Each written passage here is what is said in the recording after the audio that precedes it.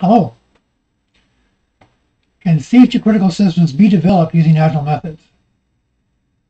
This was the topic of some controversy on my LinkedIn page recently, so I thought I would create a video to address that question. Now, some people asserted categorically, safety-critical systems cannot be developed using agile methods. It's just a bad idea. Don't do it. We're all going to die. So you have this notion of this, evil thing, agile, applied to safety-critical systems, and you have this holy engineer who's addressing that concern on the side of good and light. My response is that, well, you're wrong. You can apply agile methods to the development of safety-critical systems. But some clarification is in order, right? So while it's true, you look at the agile literature, almost none of it talks about safety-critical systems development. That doesn't mean you can't apply it. Just it means that it's not a topic of conversation in most of the agile literature. The only agile literature I've seen that talks about it a lot is the stuff that, I've written. Most safety standards talk about the development of systems using a vocabulary from traditional waterfall or V-cycle process, but don't require compliance to a specific process lifecycle. They just have objectives that you have to demonstrate compliance to. Right? Now, most agile systems talk about small software projects, software only, constructed by a small co-located team, or kind of standard business use. The kind of prototypical or archetypical example would be 3 people in a garage building a website. Okay? And there's some assumptions that they make about the nature of the software, that it can be infinitely refactored, that as you develop something, if it's wrong, even if it's in the field, it can, an OTA perhaps, over-the-air update can be applied to update it. So there's an assumption that it's a refactorability built into agile methods. And that doesn't always hold exactly true for safety-critical systems, because there are systems, which include electronics, mechanical, and software aspects. And you can't just necessarily upload an OTA update to a field without verification that with that particular configuration of mechanical and electrical elements in the particular operational context that remain safe. That's more complex for a safety-critical system. And there's little guidance in the literature on how to develop safety-critical systems. That's fair. It's even worse than that, really, because safety-critical systems do break some of the agile assumptions. For example, first of all, let me say that safety is really not a software issue. Software is a part of the answer, perhaps, but so is the electrical system, the mechanical system, chemical aspects, and so on. They work together to form a system that is either safe or unsafe. The system as a whole is safe or unsafe. Software in isolation is not safe or unsafe. Okay? It's the system that has that property. So I don't feel comfortable talking about safe software. Some people do. But really you have to consider the mechanical and electrical environment in which that software operates, as well as the operational context in which it's being applied, to talk about the safety of a system. Now, safety-critical systems that have software are embedded systems. They have sensors, they have actuators, they perform real-world behaviors. And thus, you can't necessarily do OTAs, over-the-air updates. May not be possible in many, if not all, or most cases, because you have to release and verify the version of the software, or the version of the electronics, and the version of the mechanical system, all of it together, because that cohesive set is safe or unsafe.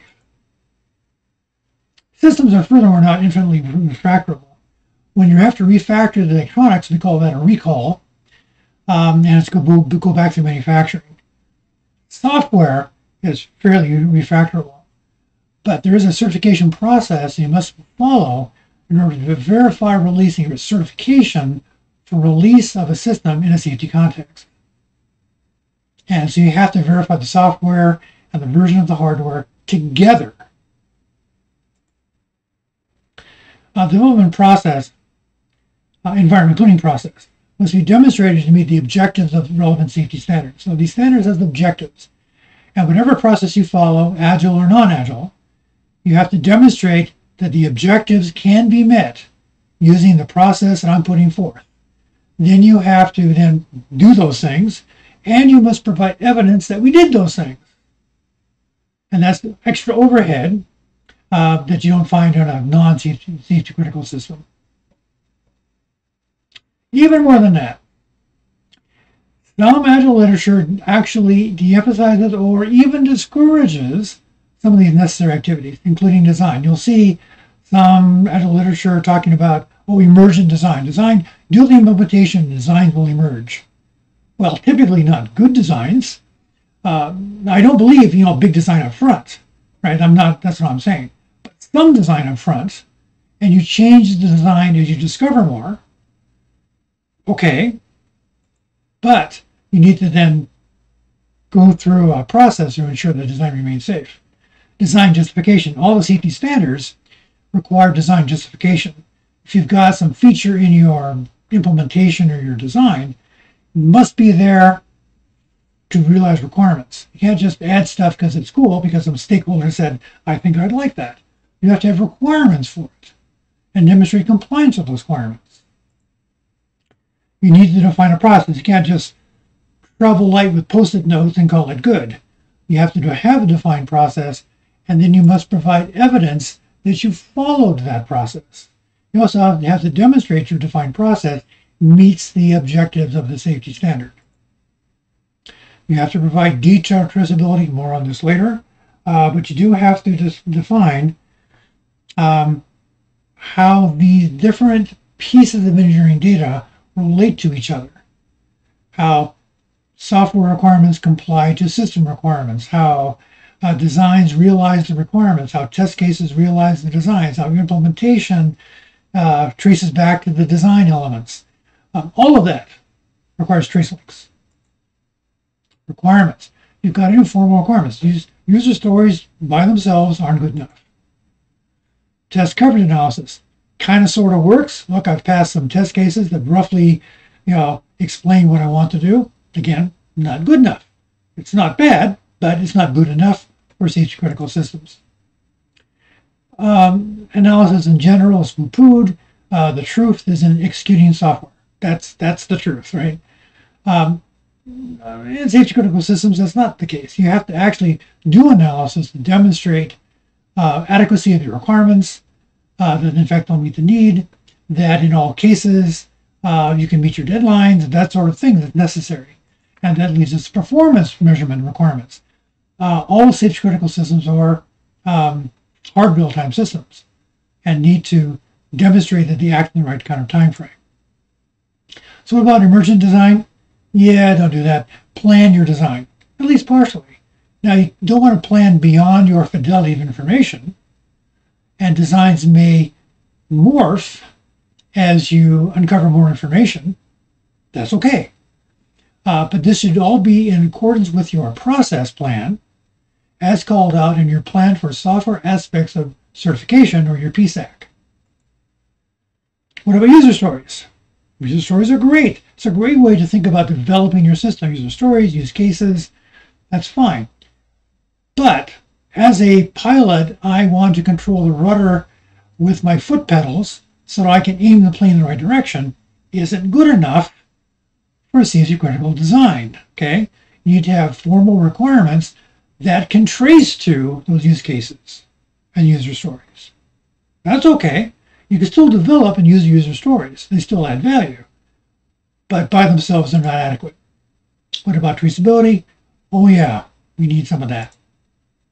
Performance analysis. So all safety critical systems are hard real-time systems because they all have this notion of what's called fault tolerance time. That's a point in time after which a fault or hazardous event leads to an accident or loss. You have to demonstrate that your safety mitigation actions complete before the elapse of the fault tolerance time. So it's remodeled as a hard real-time system. Right? And yet, agile practices add value. Typically there to improve quality. They might be there to improve efficiency, project efficiency. Now, safety critical standards don't care about your efficiency. If you have to redo your designs 1,000 times, they don't care. What they care about is the safety at the end of that process. Is your system safe or is it not safe? That's what they care about. So, practices like continuous developer testing, great idea, right? Continuous integration, don't integrate to the end, integrate all the way through. Again, great idea, avoid that point of common project failure. Incremental development, develop the system incrementally, verifying along the way. Now, just because you're in incremental development doesn't mean your customers have to use your system, your partially developed system, in the operational context. Right? That's not required. But incrementally developing is still a good idea.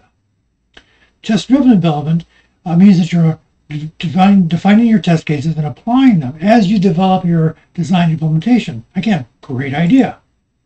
Pair programming, continuous stakeholder involvement, good ideas. However, not really relevant to safety per se. Good ideas, but you don't get safety credit. That is, you don't get credit for doing them when you go for safety certification. Right?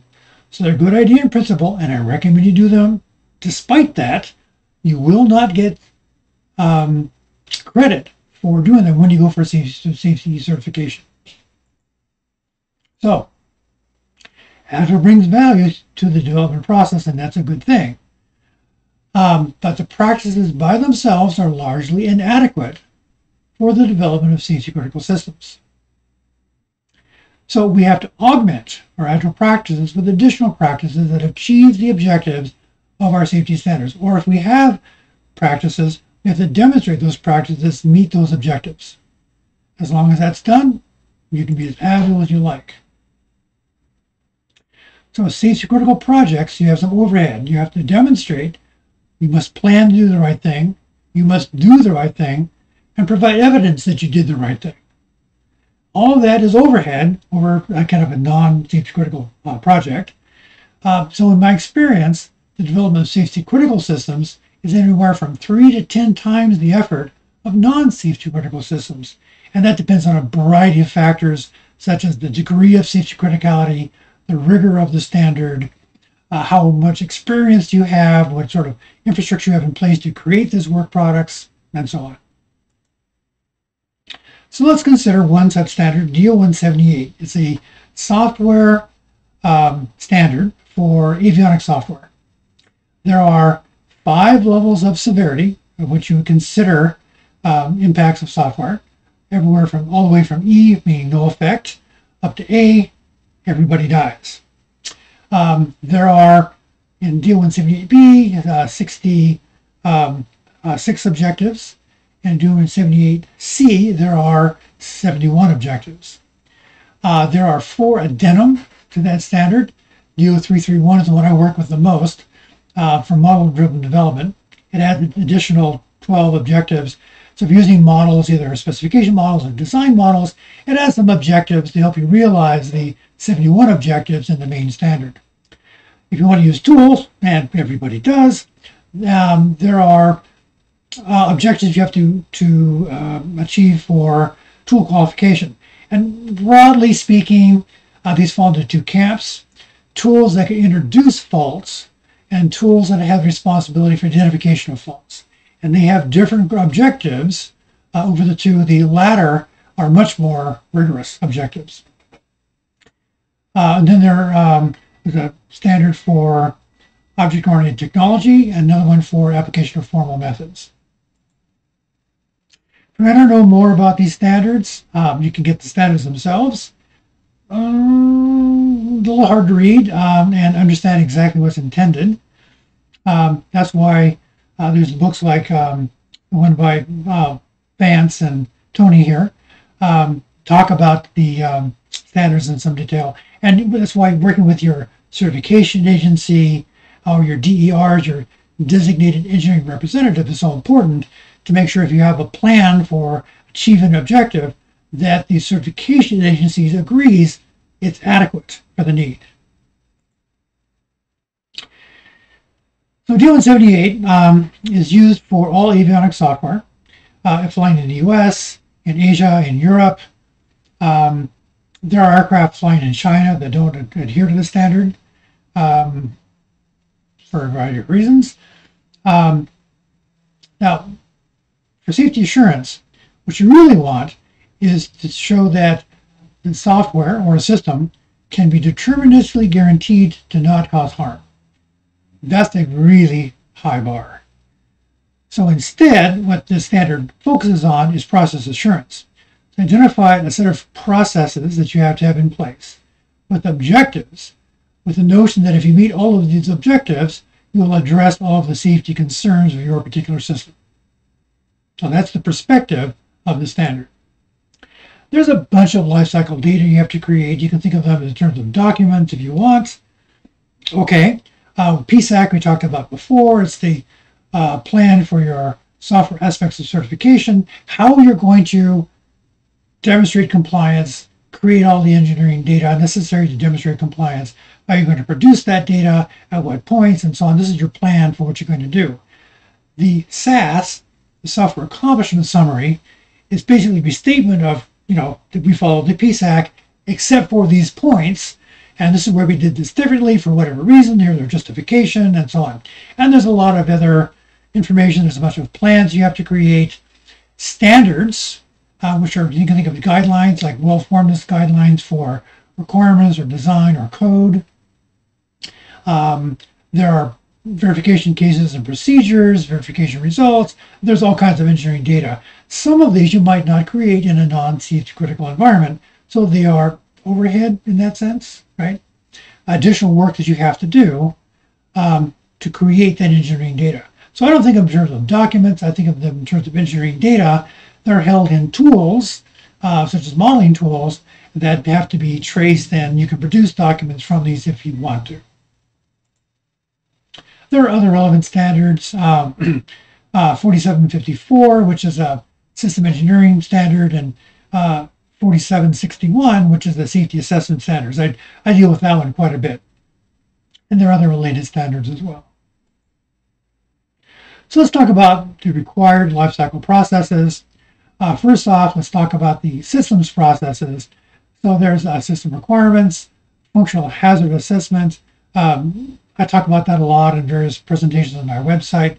How do we do assessment? How do we identify our hazards, do a fault tree analysis, and so on, using SysML and UML, create a profile to do that. What are our approval activities and verification activities, and so on. And then there are the software processes, which is particularly relevant in this context, since we're talking about D178. And there are these various processes: the planning process, requirements process, design process, coding process, integration, verification, CM, QA, and certification liaison processes. All of these have objectives that you have to meet in your process. Let's look at just a few of these really quickly. So for the planning process, there are a number of plans you have to create, and a relevant objective you have to meet is that you have to demonstrate that your planning, your process definition, and your plans comply with the objectives in the standard. That's a non-trivial effort, okay? We'll talk a bit about it and give you an example of how that can be done later in this talk.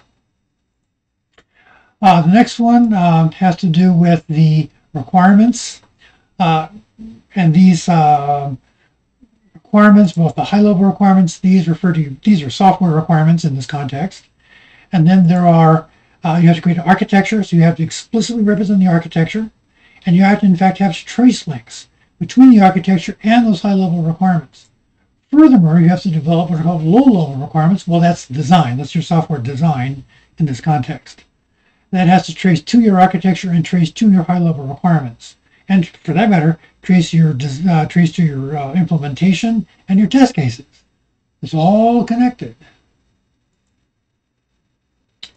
Next, we've got the outputs of the requirement software process, where you demonstrate that the high-level requirements comply with the system requirements, that they're accurate and consistent. Okay? There's a bunch of work there. That you conform to your standards. Remember, we talked about requirement standards. You have to have one and demonstrate compliance of those requirements to that standard. You have to have trace between the software requirements and the system requirements. For your design process, you have to, for example, demonstrate your design process, your design work products, your design itself, traces to your high-level software requirements, and the architecture is compatible with those requirements. Just to name a couple of these objectives. For the coding process, you have to identify that your source code complies with the requirements and it traces to your design, and amongst other objectives as well. For your integration, just to highlight a couple of these things, you have to integrate your executable object code, the EOC. This is the code that comes out of the back end of your compiler. You have to demonstrate that that meets not just the source code, but that traces to your requirements and meets your requirements. Right? That's overhead that a lot of people don't do if they're not doing CFC critical systems. And you have to show that your EOC meets your design as well.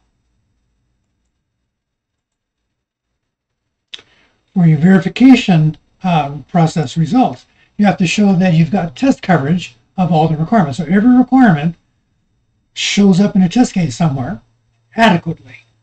Right? Not to just represented, but it's represented adequately. Right?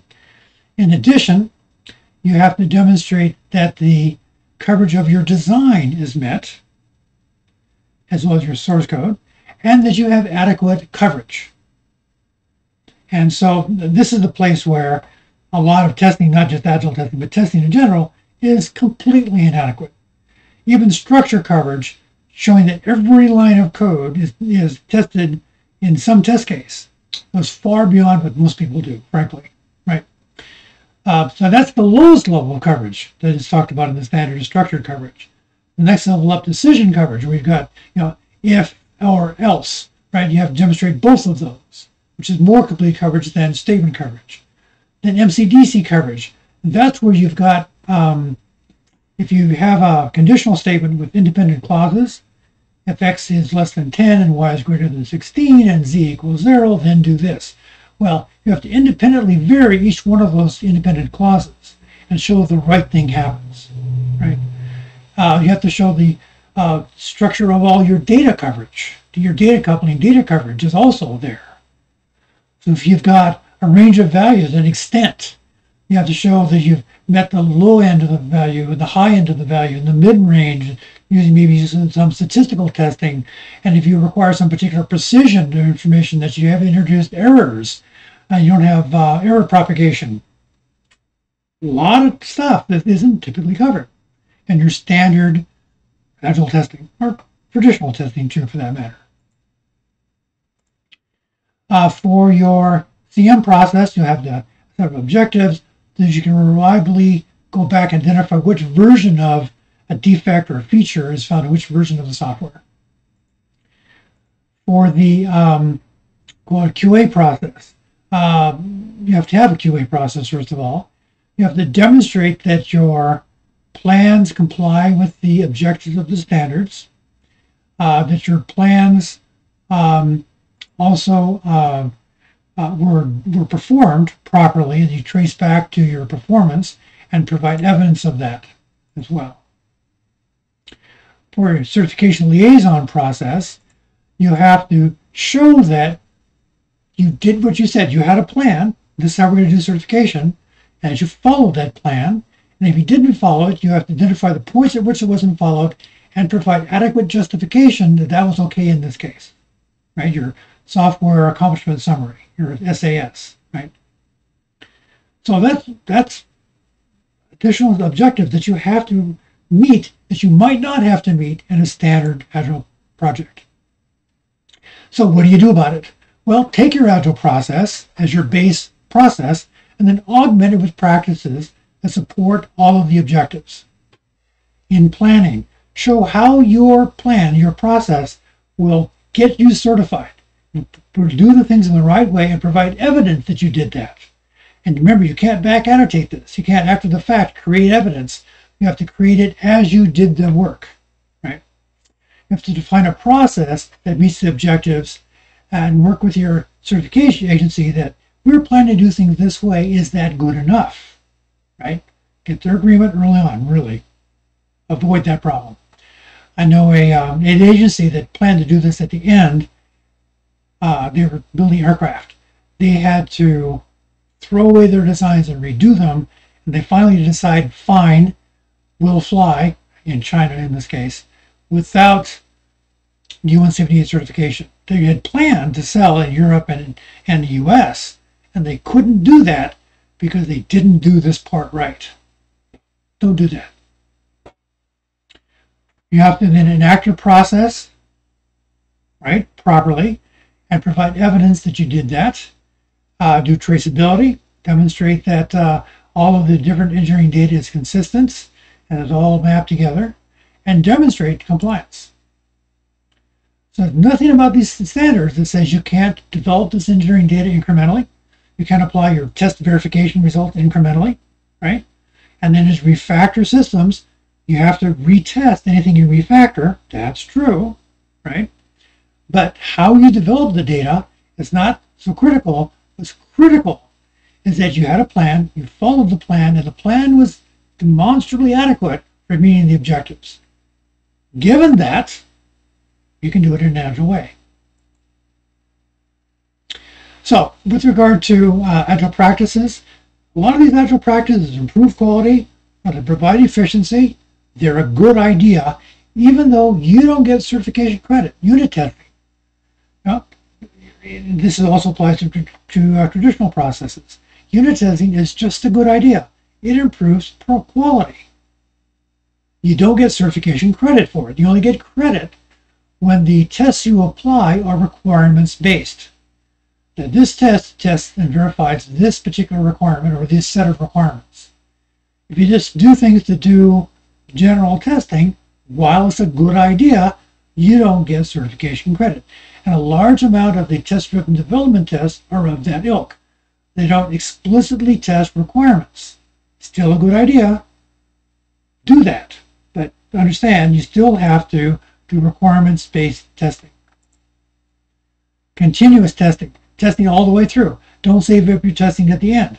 Because if you save up the testing at the end, you'll end up throwing a bunch of work away and redoing it. It's expensive. But the safety standards don't care about how expensive it is for you. They care about the safety at the end of the process. Continuous testing is a good idea. Incremental development, for the same reason, good idea. Agile planning, define your roadmap, your architectural runway, your iteration plan, your release plan, your specific iteration plan. Those are all good ideas, right? Don't care, right? In terms of safety, that can be part of your plan, but you don't have to do it that way. Still a good idea. Pizza for engineering staff, good idea. You don't get certification credit for the pizza, even if it's a really good pizza. So augment your practices with planning how you'll demonstrate compliance to your safety objectives. Use formal requirements to capture the needs. Demonstrate adequacy of the safety aspects. That's in the requirements analysis systems part of it. It's not a software job, it's a systems job before you get to the software development. Add in formal representation of your design and your verification means your test procedures, your test plans, and test cases, and all that stuff. I really highly recommend building executable UML and SysML models. And in fact, when I'm doing safety critical software designs, I'll generate the vast bulk of the code from my Rhapsody models and then use that in the implementation. Now, we don't trust the code that comes out of Rhapsody, just like we don't trust the code that Joe produces. Joe makes mistakes. So we test the code that Joe produces. So you test the code that comes out of your UML models. Fine. So I really highly recommend building executable SysML and UML models. Add in traceability among all these different clusters of engineering data, requirements, design, code, and other engineering information. Add in test coverage analysis to make sure you've got adequacy of your testing data, right? For model-based systems, the test conductor does a great job of this, but make sure you get adequate coverage. And informal reviews. The Harmony process adds in an inspection review task and workflow based on Fagan inspections for how to perform these. They can be used in critical systems. And then informal CM configuration and change management practices as well. So let's look at an example of the Harmony process for critical systems. I'm the author of this process. But if you want to do your own, that's fine. This is just an example. So this is a process that's captured EPF Composer, which is the baby brother, if you will, for RMC, Rational Method Composer. It's a SPEM compliant tool, where SPEM is the Systems and Software Process Engineering Meta Model. It's a standard.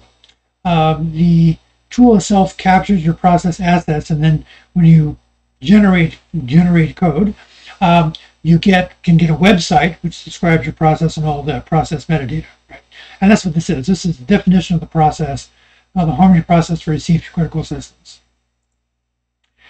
So there's a bunch of activities that we do: pre-spiral planning, develop and deploy the development environment, develop our requirements, configuration management, and so on. So largely these things are things you do in what's called iteration 0.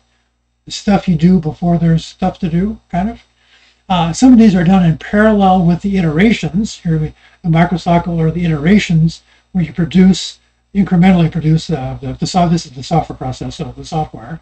And in parallel, we've got project control activities, change and configuration management activities over here.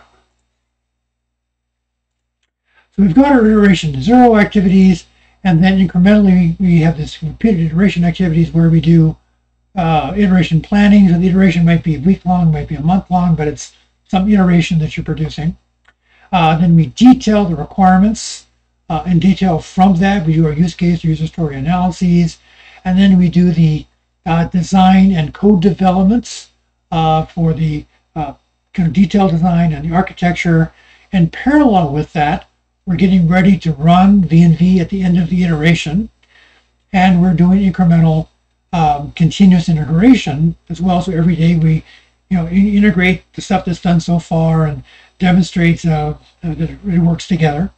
And at the end of the iteration, then we have a V&V process that we kick off to verify that we met all of the requirements for the user stories and use cases included in this particular iteration, as well as not breaking the stuff we had in before.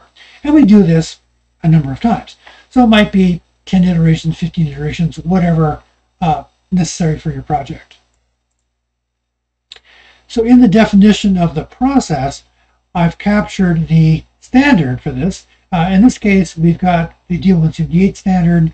There are versions for the IEC 61508. There's versions for 62304, which is the medical standard. So in this case, it's DO-178.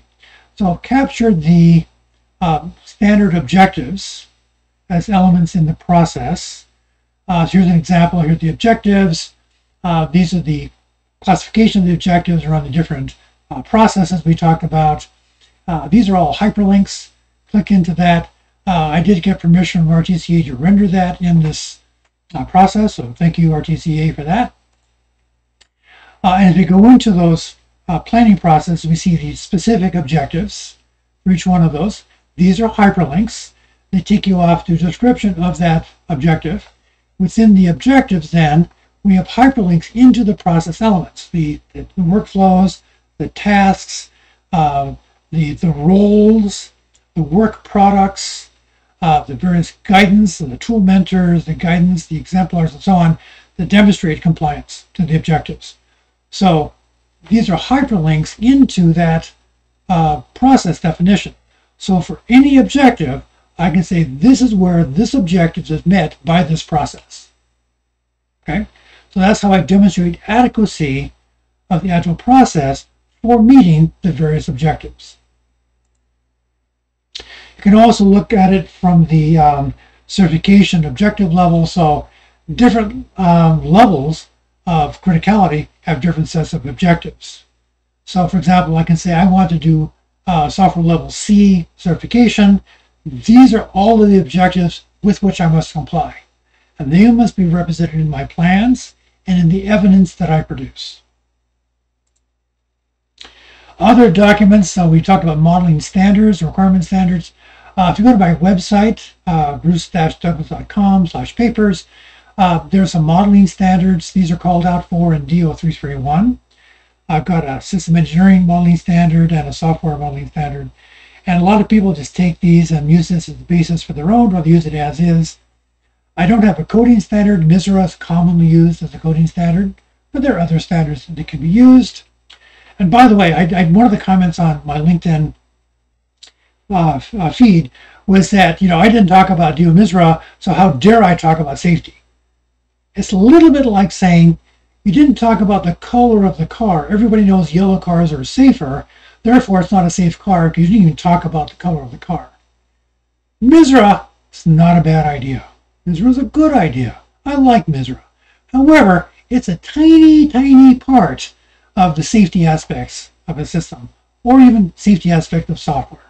So while it's not a bad idea, it's a good idea, it's a little bit. It's a little bit like somebody once said to me, the most important thing about software is compliance with, coding standards, and so you have coding standards, the most important part of software. I'm sorry, it's not. Coding standards are a good idea. However, the most important thing is that it meets the requirement and does the right thing under all circumstances. That is correct is more important than where I place the curly braces. Now, having a standard place to put your curly braces or a standing near me convention, good ideas. But relatively speaking, a tertiary concept, not even secondary, tertiary, right? Primary thing is it does the right behavior in various circumstances, including when faults occur. So, I'll get off the soapbox now for that. Standards. You need to have standards. They're a good idea. Apply them, and you can build your own. I've got a couple you can look at. So among the sets of engineering data you create, architecture, design, requirements, test specification, test results, source code, EOC, test results, coverage analyses, they all tell part of the story, and they need to be connected to tell the entire story, and that's required for a safety certification. So these are the kinds of links I would expect. So design, for example, links back to the requirements. So here's a requirements piece. This is why it's here, design justification. Here are my requirements. These are the design pieces it links to, that realize it. So, can safety critical systems be developed with Agile methods? Well, yes, of course. However, Agile has a number of good ideas for which you don't get certification credit. That's okay, you can still do them. I recommend you do them because they're what? Good ideas. Okay?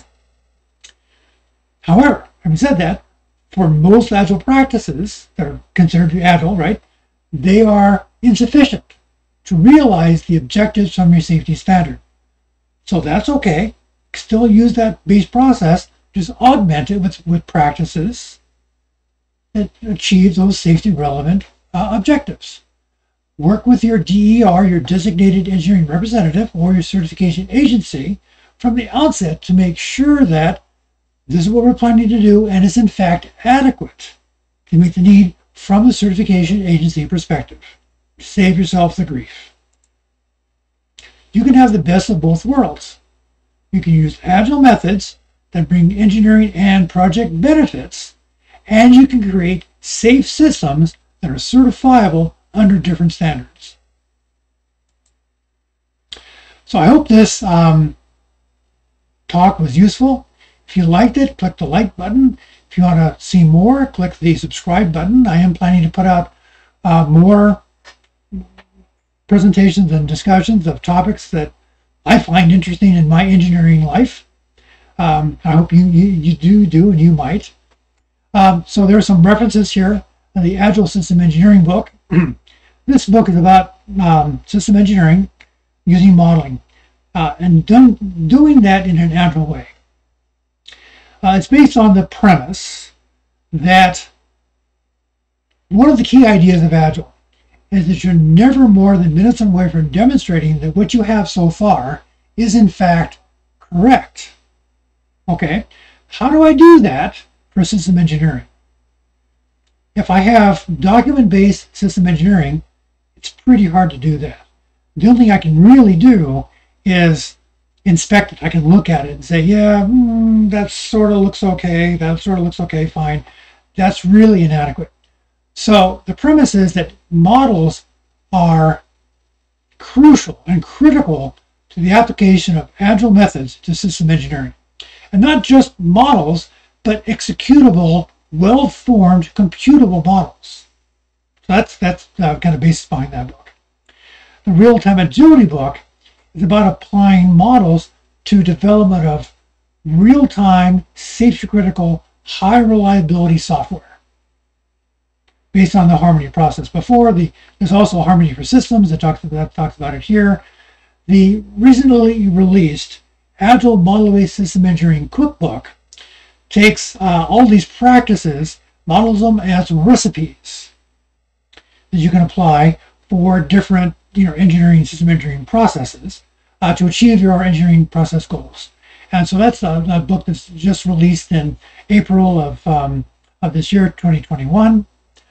You can also go to my website, bruce-douglas.com. There's a bunch of content. There's many dozens of presentations. There's papers. There's a blog.